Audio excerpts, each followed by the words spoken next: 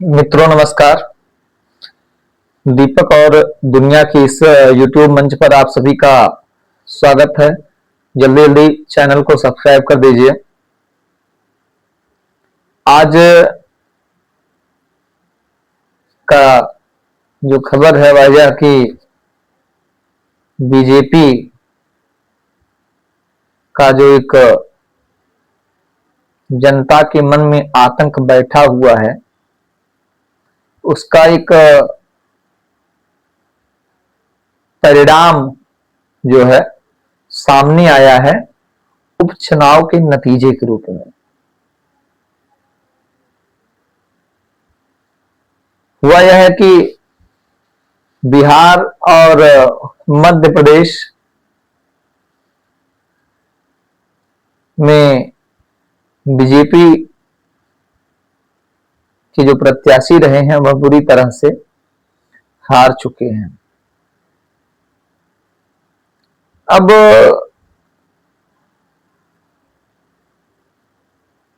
BJP के प्रत्याशी का हारना, अभी बिहार में प्रचंड जीत मिली, बहुमत मिली, ज्यादा समय नहीं बीते हुए हैं और इसी प्रकार से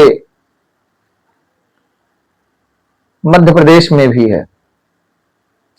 इसको हम दो रूपों में समझ सकते हैं और समझना चाहिए। एक तो यह है कि जैसा कि मैंने कहा कि बीजेपी का जो आतंक है,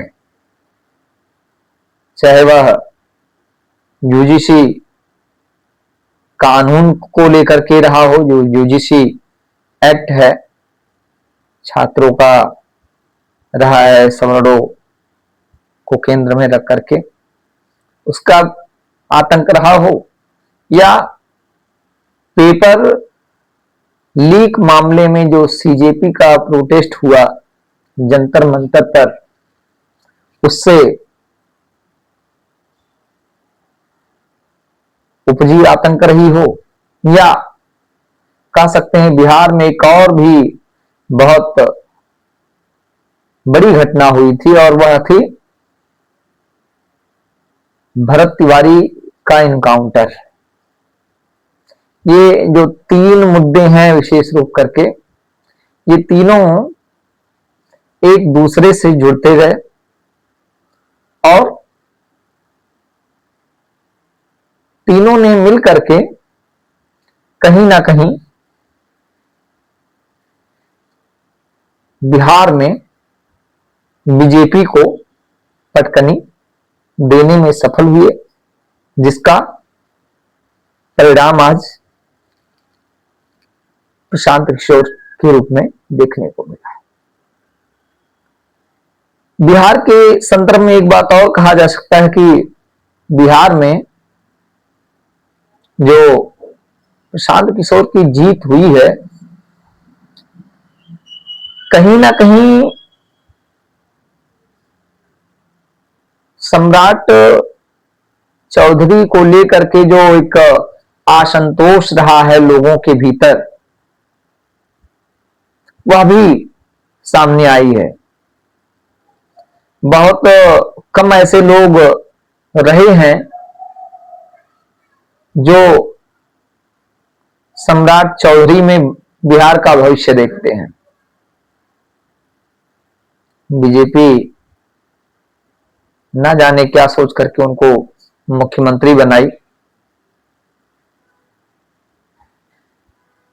वो संगठन प्रायोजित चेहरे जरूर रहे हैं, लेकिन जब नेताओं की कोटि में खड़ा करते हैं तो कहीं भी उनका एक लोक स्वीकार्य चेहरा सामने नजर नहीं आता है। वह उन्हीं तेजस्वी यादव की कतार में आकर के खड़े हो जाते हैं शिक्षा के मामले में।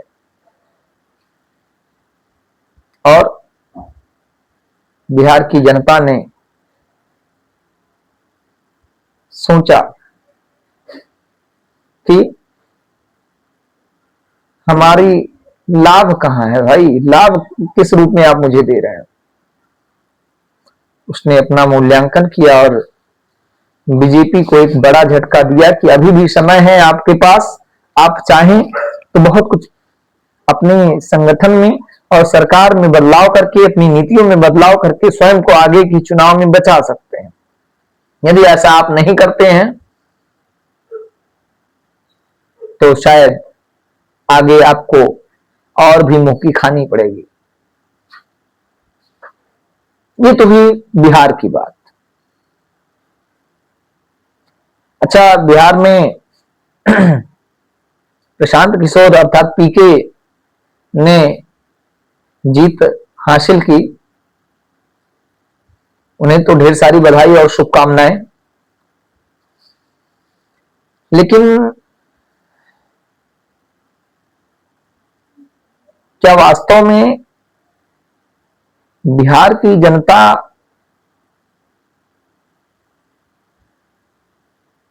प्रशांत किशोर को या उनकी पार्टी जनसुराज को अपनी स्वीकार्यता दे पाएगी, देना चाहेगी? इसका जो उत्तर है वह भविष्य के रत में है, लेकिन इसके उत्तर को टटोला जा सकता है। प्रशांत किशोर का इसमें कोई संदेह नहीं है कि इस समय एक बेदाग चेहरा है, बहुत फूंक फूंक करके कदम रख रहे हैं और उसी फूंक फूंक करके कदम रखने का प्रतिफल आज उनको मिला है। इसमें कोई बहुत बड़ी बात नहीं है, लेकिन पूरी तरह से बिहार की जनता या भारत की जनता उनसे अपरिचित रही है, उनकी राजनीति को नहीं जानते। तो यह भी किसी से छिपा नहीं है कि किस प्रकार से वह एक चुनावी रणनीतिकार के रूप में लोगों के सामने उपस्थित थे। कभी तृणमूल कांग्रेस की पार्टी को, कभी भाजपा को, तो कभी किसी के चुनावी रणनीति का वो एजेंडा सेट करते थे और लोगों ने इसका भरपूर फायदा उठाया। तो कहने का मतलब यह है कि वह भी एक रणनीति के तहत कार्य कर रहे हैं। आगे कितने समय तक चलेंगे यह फिलहाल अभी कहना ठीक नहीं होगा। अच्छा, एक चीज और है, बिहार की जो राजनीति है वह,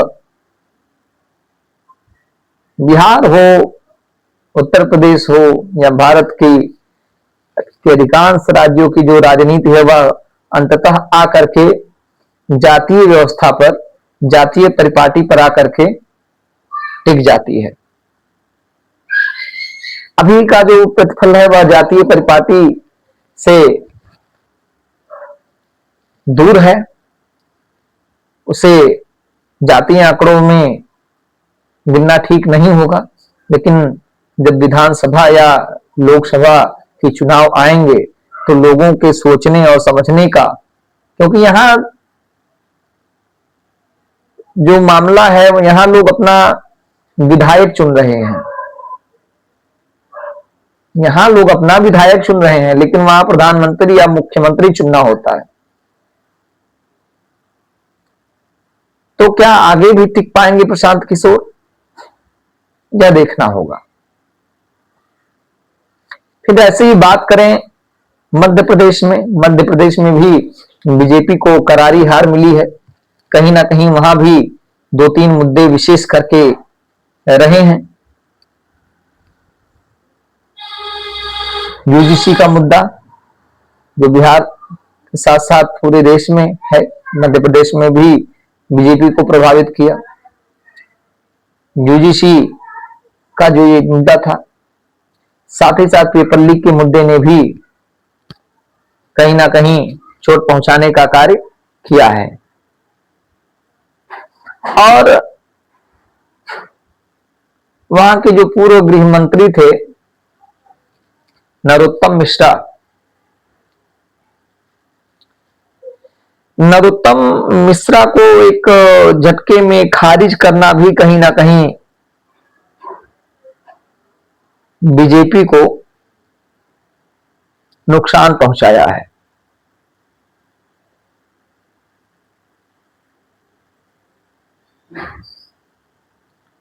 कारण क्या है कि जिस प्रकार से मैंने कहा कि सम्राट चौधरी की स्वीकार्यता जो है वो बिहार में नहीं है, ठीक वैसे ही मध्य प्रदेश में भी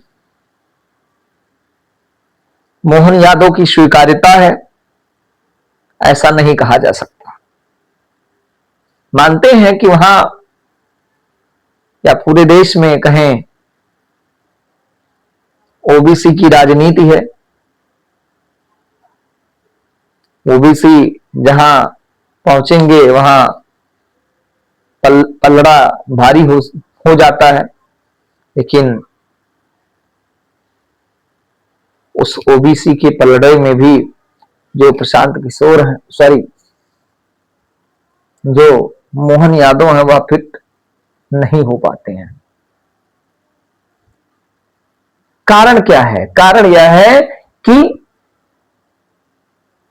मुख्यमंत्री बनने से पहले मोहन यादव किसी भी प्रकार के चेहरे से, मुखौटे से दूर थे। उनको एक एजेंडे के तहत मध्य प्रदेश के माध्यम से बिहार और उत्तर प्रदेश के या मध्य प्रदेश के यादव समाज को साधने की कोशिश की गई थी। वहां तक तो चलिए ठीक है, लेकिन ढेर सारे आरोप भी उन पर लगे हुए हैं। किसानों का आंदोलन अभी हाल ही में जो हुआ है मध्य प्रदेश में, किसानों को रोका गया। तो ये ढेर सारे मुद्दे हैं जो मिल करके रोक रहे हैं। इसके बावजूद भी यदि बीजेपी अपने आप को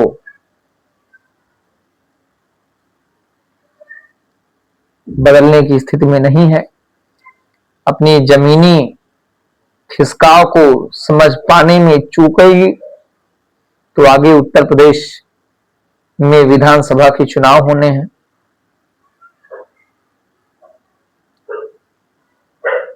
आबादी के स्तर से बहुत बड़ा राज्य है। ऐसे में मूल्यांकन करके आगे बढ़ें तो शायद ज्यादा सही हो, नहीं तो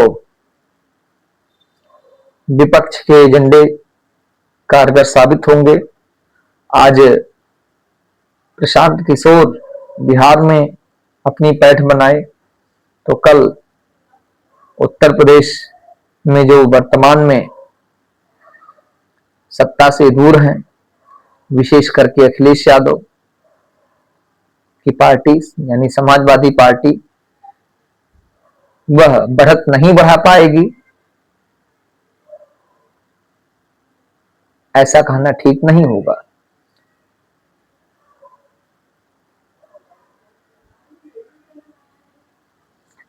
यदि चीजों को समझना है, देखना है, तो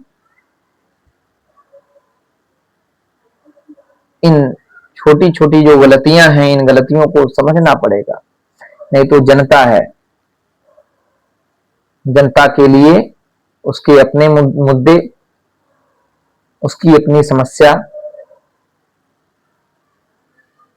होती है, और वो अंततः उन मुद्दों और अपनी समस्याओं से कभी समझौता नहीं करती है। एक बार दो बार कोई झमेले में आ सकता है, हमेशा नहीं आ सकता। आप हर हमेशा धर्म की घूंटी देकर के या भाषा की घूंटी देकर के, राष्ट्र की घूंटी देकर के वोट नहीं पा सकते। वोट के लिए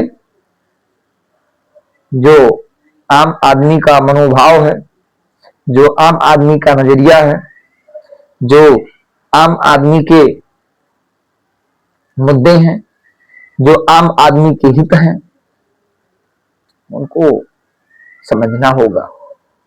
आम आदमी के मुद्दे क्या हैं?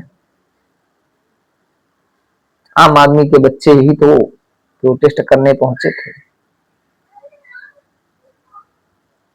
आप इसे जो भी रूप दे, लेकिन उसमें आम आदमी के ही बच्चे गए थे। यहाँ मेरा मतलब आम आदमी पार्टी से नहीं है, आम आदमी से आशय है, सामान्य लोग हैं, जो भारत की सामान्य जनता है, उत्तर प्रदेश की सामान्य जनता है, बिहार की सामान्य जनता है, मध्य प्रदेश की, राजस्थान की सामान्य जनता है, दक्षिण भारत की सामान्य जनता है, जो अपने आप को बेच करके अपना सर्वस्व अपने बच्चों की शिक्षा में लगा रहे हैं। और यदि एक लंबे कालखंड तक, लंबे समय तक उनके बच्चे परीक्षा की और पेपर्स के चक्कर लगाते रह रहे हैं, तो नाराजगी होना स्वाभाविक है। समय है, व्यवस्था, नीति और नियत तीनों में बदलाव कर तो शायद ठीक हो। बहुत बहुत धन्यवाद, बहुत बहुत धन्यवाद, बहुत बहुत धन्यवाद। एक बार फिर से कहेंगे कि आप लोग चैनल को हमारे सब्सक्राइब कर दीजिए।